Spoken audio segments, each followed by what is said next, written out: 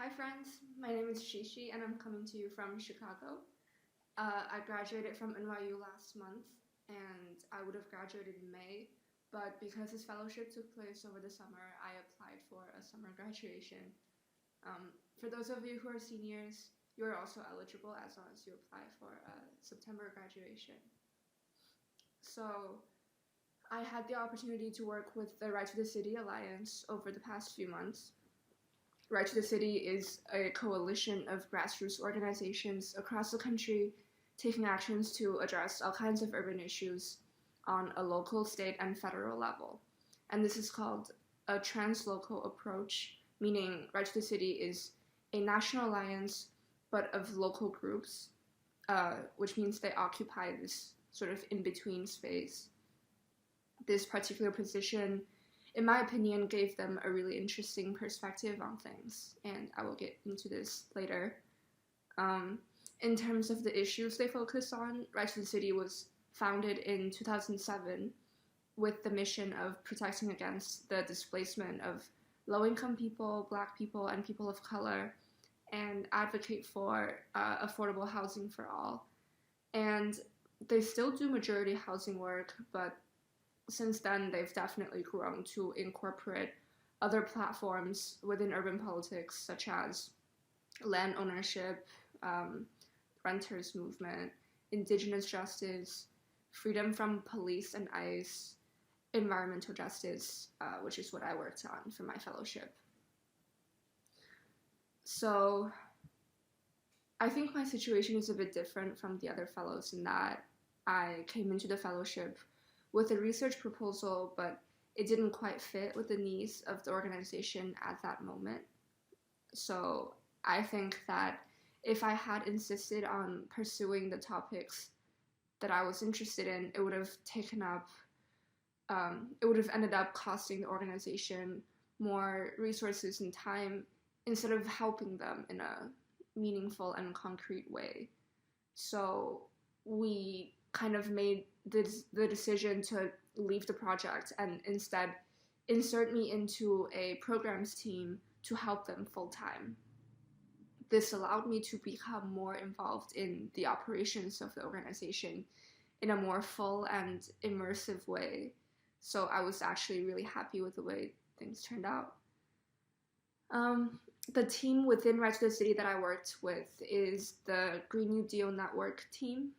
For those of you that might not be familiar with it, the Green New Deal Network is a national table of climate, environmental, and political organizations, as well as grassroots, frontline groups, labor unions, and progressive think tanks. And the purpose is centered on passing a set of federal and state policies that attempt to avert environmental and climate disasters and transition its workers to union jobs. And all of this together would equal to a Green New Deal. So it's not one single legislation or even a package, but a fight that will go on for several years. Right to the City joined this table last year and is working on developing an internal team dedicated to deepening our engagement to these larger national spaces and tighten our relationships with our local member groups. So I attended both big meetings with like 20 to 30 other organizations at the Green New Deal Network table, big orgs like the Working Families Party, with more than 1 million people on their email list. And also I attended one-on-one meetings with our member groups, which are more regional and more focused on building relationships with local communities and doing work in the neighborhoods. In the past, I've always associated organizing with this latter type of work. I would picture canvassing, knocking on doors, etc. But this time around, I get to experience and witness the work that goes on in the upper levels, and there's a lot of tension there. Because they're very different kinds of work.